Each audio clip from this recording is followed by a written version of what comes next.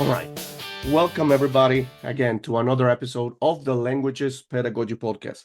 A little corner that I actually just opened it up to all those educators, great teachers around the world that are here to serve, to help, to make languages more alive. And today, not different from other episodes, I have another wonderful, wonderful guest. Her name, Marina Menna. She's from Argentina, another teacher from Argentina. I'm so happy to have such a big audience from Argentina. Right now, I've had like around five, six teachers with you now, so I'm really happy.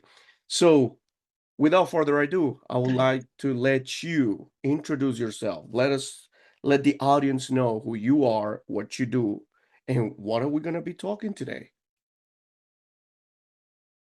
Okay, hi everybody. I'm Marina. As Mike said, I'm from Argentina. I'm an English teacher and coach, and I help people that speak Spanish to feel better and confidence in English. So that's my work, and I'm passionate about English and language in general. So here I am to help you. Wonderful, wonderful. Yeah, I think this is very important actually to talk about how to make people feel more Yes, confidence. exactly. Okay, what we are talking about today is about why people freeze in English. Yes. So, well, there are lots of things around this moment. Yeah. So, think about a professional who is in a meeting and has to talk about something. And when that moment arrives, he feels blank. He can't talk. What's going on there? First of all, overthinking. Yes, it's like you have several windows in a computer open and you say, oh my God, it's too much. Fear of judgment. You feel exposed. You're under the spot. So you are watching everybody, that's their body language, they are looking at you. So the fear of judgment, fear of not feeling intelligent. Yes. Loss Yes. of agency. You lose control at that moment. Yes. Another thing is cognitive overload. Your mind is, oh my God, this is too much. We have to run. We have to get up here. Yes, come on. And lack of a self environment. Yes. So those are the things that are around your mind when you go blank. Exactly. Yes. So with that, when you have that in mind, so your brain has two paths. The one that says, oh my God, we cannot do it. We have to get out of here right Yeah. now. And you go blank. And the other path is that it's if you have been training before that moment, your brain goes right straight away in autopilot because your brain knows what you have to do. So you have those paths in your Yeah. brain. So the one where you feel blocked, with over fear, fear of judgment, fear of that moment, and the other part is autopilot. Come on, guy, we can do it. We've trained for this. Exactly. So well, there you go. And another very important thing about this and that I would like to add is vulnerability. Ooh, So yes. you feel so confident and solid. You're a great professional in your own language. You can explain whatever you want. But when you are in English and it's not your mother tongue, it's like you feel. I'd like to compare this situation when you get into the hospital and you are in the surgery room, lying there, out of your comfort zone, and you said, "Oh my God, I'm alone right here. What I Yes. gotta do?" So that moment, I like to compare that with the moment when a confident professional is there in the spot. So well, that's vulnerability, yes. And we have to be friends, we have to be a friend of the vulnerability, because if you know that you can make a mistake, it's okay, and then it could flow. So that's why the real reason you freeze, yes. Exactly. You And of know, course, that we is it, the have, situation. That's what happened. And I've seen it. And you know what? I'm sorry, I cut you a little bit, but you know what? Right now, you transport me right now to one of the previous episodes that I had with another great coach, John Freeman. He was also talking about this, vulnerability. That's a very, very important word here. yes, That's the key word there. yes. That's why I like to talk about this, because if you understand that you can be vulnerable, that you are out of your comfort zone, and that you are allowed to make mistakes, Hmm. even though you can say, oh, come on, Marina, I'm a solid professional. I don't want to make a mistake. Yes, I have to be serious. Yes, of course, you have to be serious, and you would like to show up as a great professional. But you have to bear in mind that if you are there speaking another language is great, and if you make a mistake, it's not the end of the world. Nobody's gonna die, because Exactly. you know what is it about your message, your core message. Yes, so come on, a mistake is not going to ruin anything at all. It's E- not going to ruin or Exactly. I make love your it. message feel bad.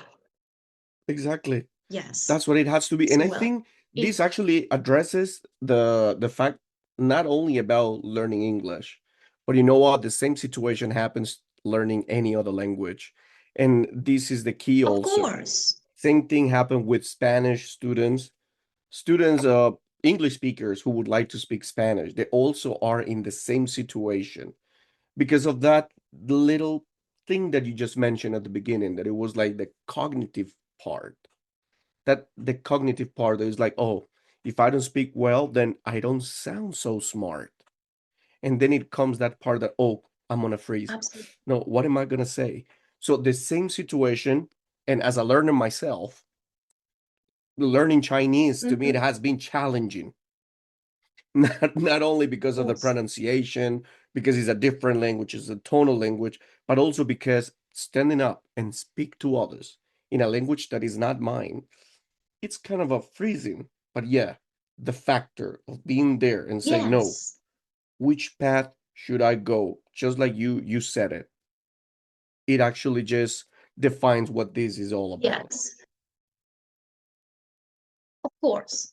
Of course. And how I would like uh, to say that it's not a lack of knowledge of the language. It's not that you don't know the knowledge. It's not that you are not great in another language. It's Mhm. about the lack of confidence that you have when it comes the moment of speaking another language. Yes, it's the lack of confidence. So it's about also mindset. That's crucial. So the real shift needs to happen at the mindset level. It's Yes, not about being perfect. It's about the willing to communicate, how your message is going to get across. So true. and try to be diligent. Yes, not perfect. Diligent here. Yes. So consistently showing up, practicing, and tolerate that you are not perfect. You are not perfect. So well, it's about overthinking. To wrap up this reason, the real reason is overthinking, fear of judgment, loss Exactly. of agency, cognitive overload, and the lack of a safe environment to Mhm. practice, and of course, mindset and vulnerability. So, you know, Exactly. all that Exactly. But this with brings all that me, information. yes, this brings me one question because now you mentioned something very, Yeah, very interesting. You know, I don't, I know actually that this goes differently if it's a teenager or a professional. But I want to actually Of just course. focus a little bit in the professionals, in the adults. All right. So, Yes. why do high Yes. performing professionals, let's say people who are confident in their careers, suddenly Mm-hmm. lose that confidence in English? Why do you think that happened? From my experience, Yes. because I work with adults, professional adults, it's because they have been practicing a lot the skill of understanding, input, reading, writing, Mm. listening. Yeah. And they need to practice more the skill of speaking.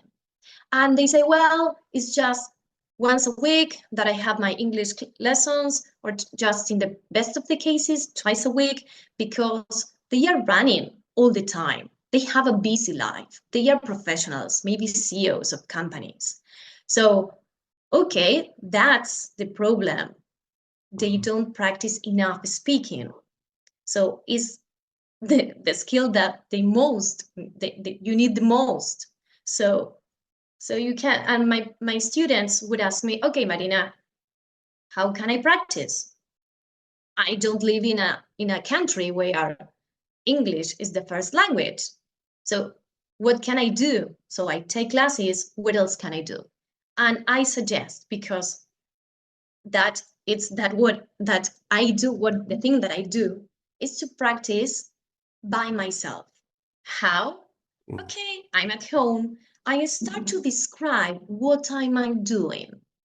Or I'm cooking, I'm reading, I'm studying, I'm working. So what else? So you start to talk about something you already know. So, or you can develop a topic that you have an opinion about. Yes. So I don't know. Let's practice about what do you do at work? Mm. What do you really like about your job? What do you feel you're good at? What you don't like at job? What would you like to change at your Mhm. job? Yes. So Yes. let's start practicing small talks with yourself. Yes, okay, every day I go to work, when I commute, yes, in the car, I'm listening a podcast related what, whatever you want. Yes, so develop the skill of speaking at home. Try to describe what you have around you. Yes, what you are living, what you are going through. So that's the way your brain would choose the path of autopilot. Okay, guys, we know what we have to do. We have practiced this before. Okay, let's start. That's Exactly. the way. It's like when you go to the gym. If you go to the gym every day, your body is going to feel better. But if you go just once a month, every time you go, your body will hurt. You will feel pain. So train every day, practice, and that practice, it's not to be perfect. That Mhm. practice means that you are going to make mistakes.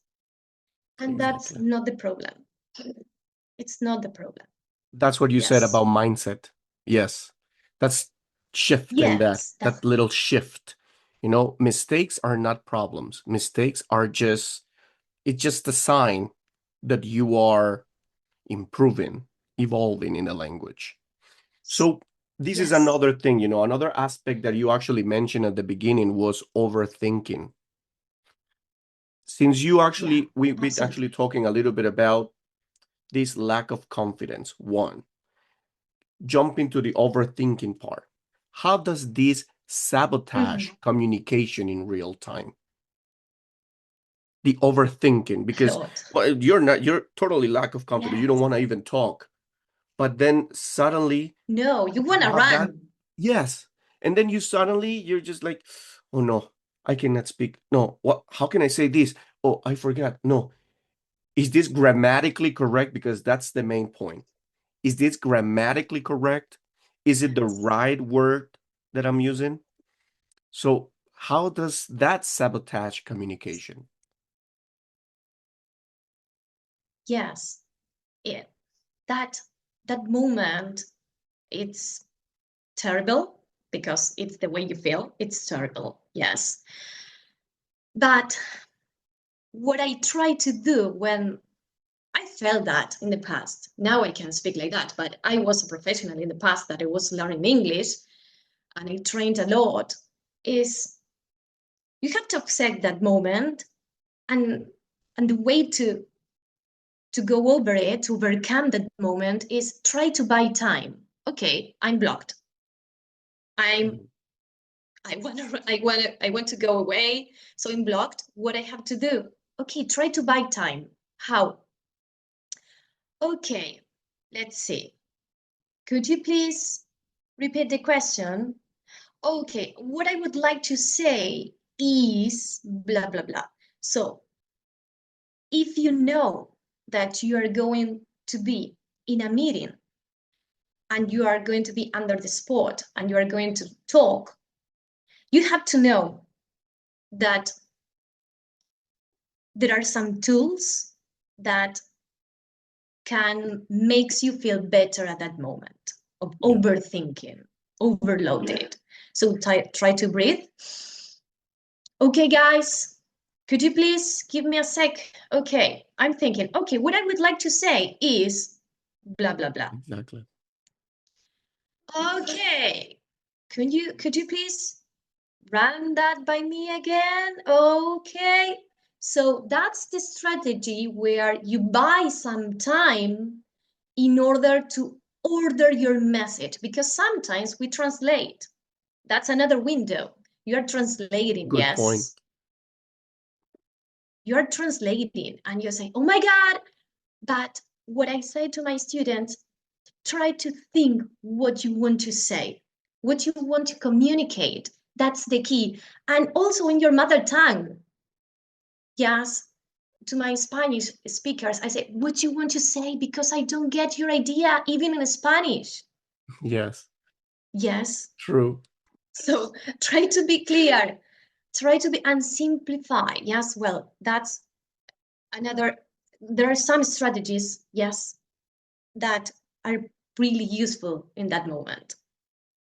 It is like So for that. Yes. example, paraphrasing. Paraphrasing is great. Yes. So why? If you don't have the words, or you don't remember the perfect word that would go there in that moment in order to feel yourself in that language, that you say, oh, come on, Marina, I would like to feel uh, my personality in Spanish, but in English. Yes, I know, but baby steps, please. Baby steps. You're going to get there, but baby steps. Meanwhile, you have to face the meeting and your job. So try to paraphrase. If you would like to say something that sounds complex and professional, okay, paraphrase that in an easier way. Try to simplify your idea in order to get across your message in a clean way. Yes. Uh-huh. So paraphrasing, simplifying, trying to buy some time. Yes, by saying, okay, guys, could you okay, what I'm thinking is, what I would like to say is, yes, another one that is great is using silence. Ooh. Silence. I love silence. Why? Why? I prefer silence, a pause, rather than a filler word.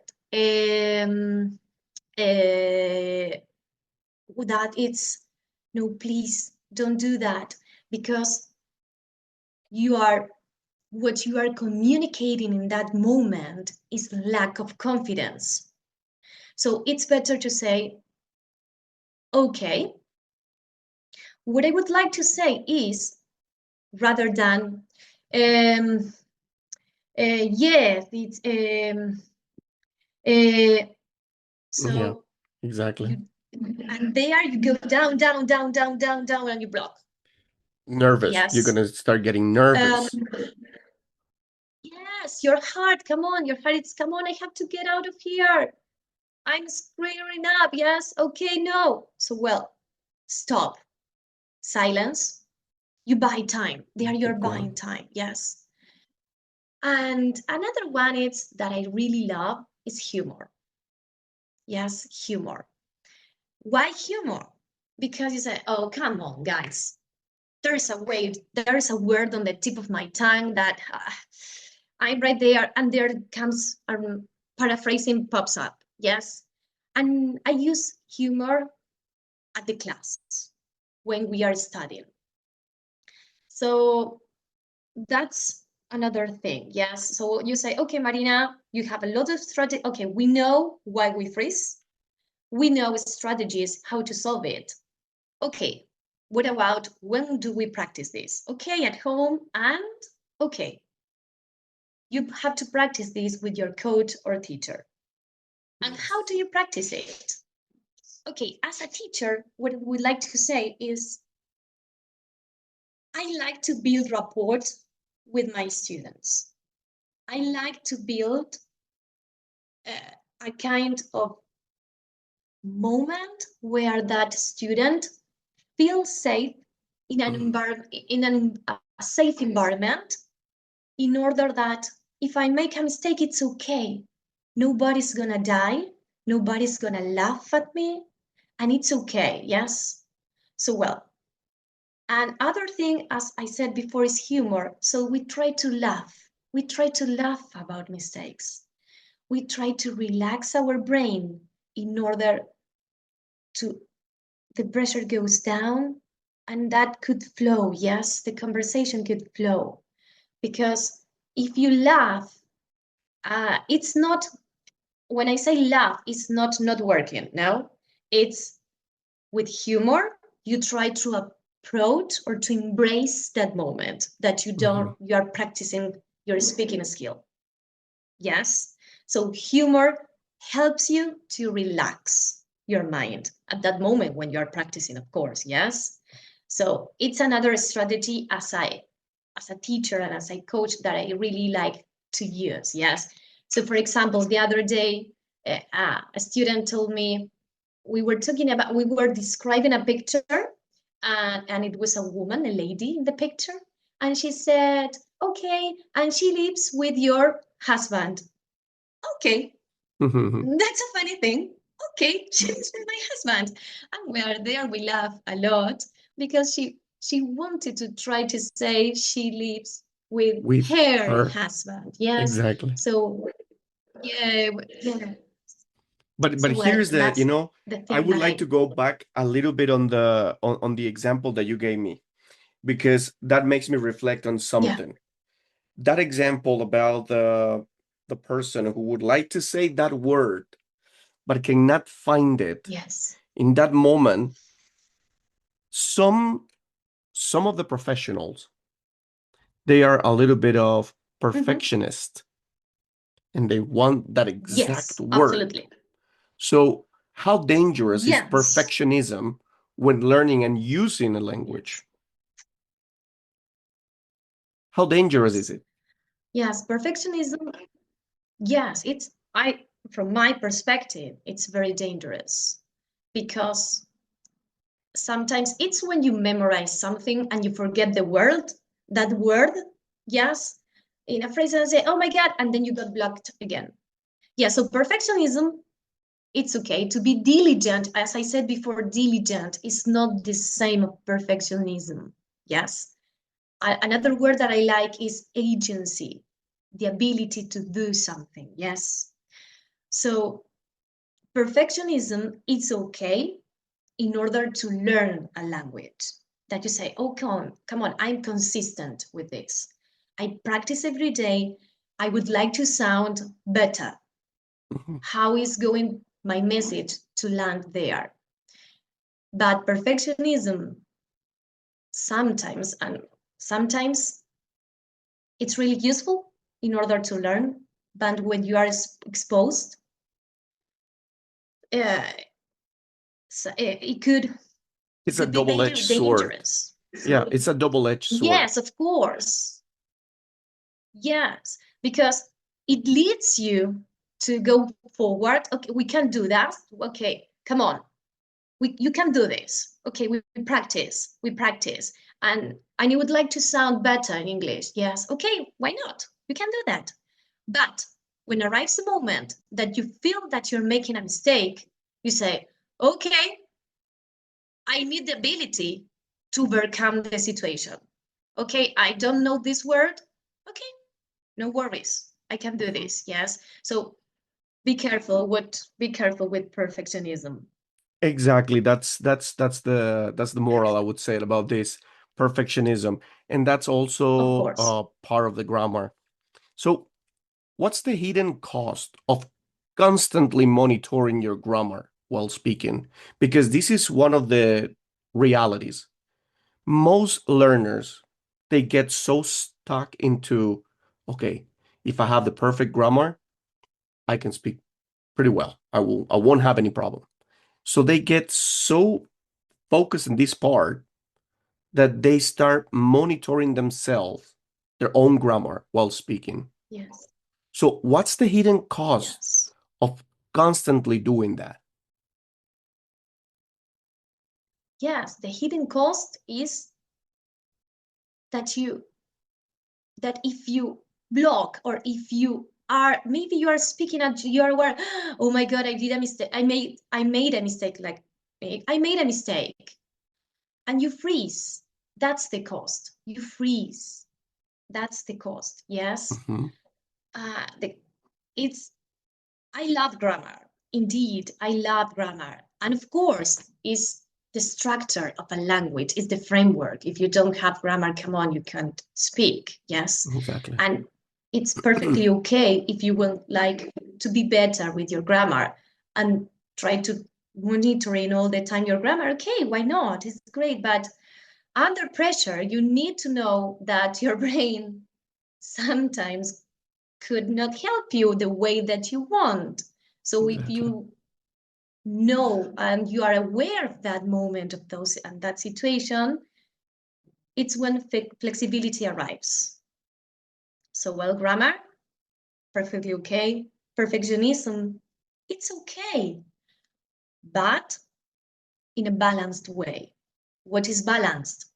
That you need to know that Yeah. maybe under pressure, your brain is not going to give you the exact word that you're looking for. Yes. Okay, so well, yes. Under pressure is that, once again, practice. Practice to be under pressure. Nobody likes to be under pressure. Come on, it's not a comfort zone. But you have to handle it. Okay, if you have a great grammar, it's going to be easier. If you are a perfectionist person, it's going to be easier because you know that you know. And grammar and perfectionism maybe could give you the other words that you need in order to express yourself. Yes. Hmm. So, well, I couldn't agree more with that. Yes. So be aware Yes. of how your brain is going to work. It's an excellent tool. You're right. You said it just right there. You just nailed it there. Exactly. So now that we just talk a little bit about this mindset shift and all this frustration and how to deal with it, let's just move on a little bit to the confidence paradox. Why can someone be Okay. confident in their native language, but feel like a completely different person in English? Have you had these cases? Yes. Yes. Yes. Yes. And this is amazing. Why this is amazing? Because it's all about the brain, yes. So you have a personality in your own language, yes. You develop yourself, you grow it. And when it comes the moment to talk in another language, you say, oh my God, I would like to say that, but I couldn't. So my student tell me, Marina, I don't feel myself. I don't feel it's not me because I would like to say something and I couldn't. And well, when that moment arrives to me, and what I suggest is, okay, I totally understand you, Maybe not now, but with baby steps, you are going to arrive to that moment. Mhm. So it's a path that you have to build. Yes. With Exactly. what? With practice. So you have to know that to be, in my case, Marina, in another language or other languages, I have to practice. And first of all, I have to accept that as when you're a kid, you have just some tools in order to express yourself. Baby cries. They can't express what they need, so they cry. Well, we have to compare that with an adult. Okay, baby steps. Try to introduce yourself with the words that you have. Try to simplify your message.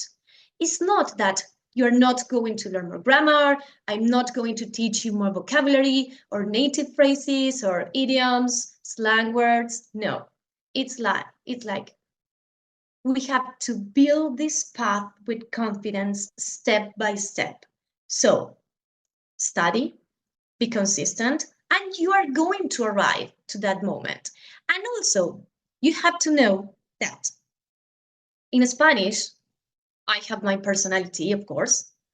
And in English, it's like, of course, I try to be Marina all the time, but it's another culture. The way that you speak, Yes. the words that you have available in another language, it's totally different from yours, from your mother tongue.